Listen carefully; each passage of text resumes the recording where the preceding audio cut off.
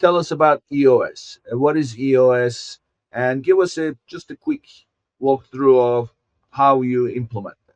Yeah, EOS, if you've heard, maybe you've heard, others have heard of scaling up, great game of business, traction. Those are kind of the three leading ones, I would say.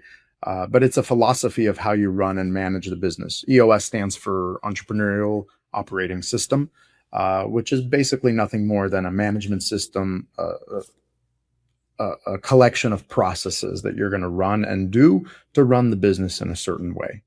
Best practices, if you will. And we follow that methodology. My last company ran on scaling up.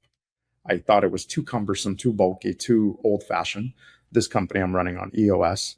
And so that's essentially what it is. It just helps the entrepreneur operate the business, I would say. It's not software, it's just a management system. And when is the right time to start implementing EOS in your organization? What is the headcount? I think day one. I think even before I was even the first employee of the business, you have to be clear on what's your vision, where are you going. Kind of like if we're flying a plane, right? We keep talking about this flying of a plane somewhere. If you're flying a plane, well, where are you flying? Where are you flying from? Where are you taking off from? How big of a plane? What kind of plane? Who's on this trip? Those are the details that you have to answer in the business, which is, where are we going? What's our vision? How are we going to get there?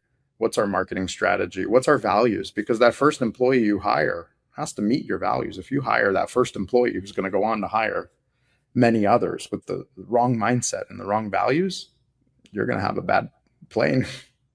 Okay, so great. You also mentioned visionary and the integrator. So tell us a little bit about those, what they mean.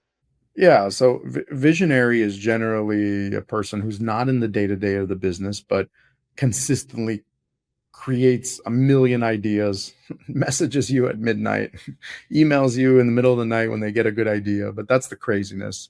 Consistently pumps out ideas, consistently starts projects very well, finishes projects not so well, which is why you need an integrator to dot the I's and cross the T's and get things to the finish line.